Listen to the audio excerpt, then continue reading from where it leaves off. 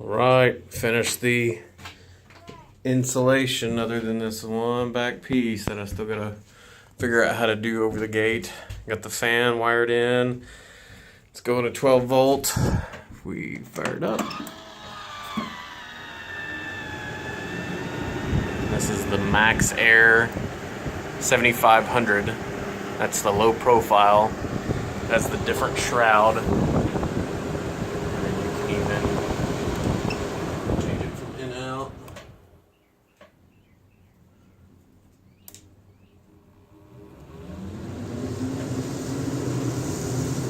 And it starts pulling air in.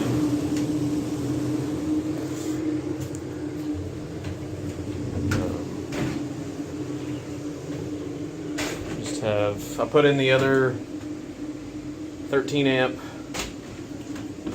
Noco port. Now I just have to put up the wall paneling, build the front kitchen, but it is all insulated. Front, back.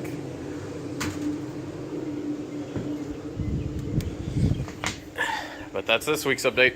Check back later.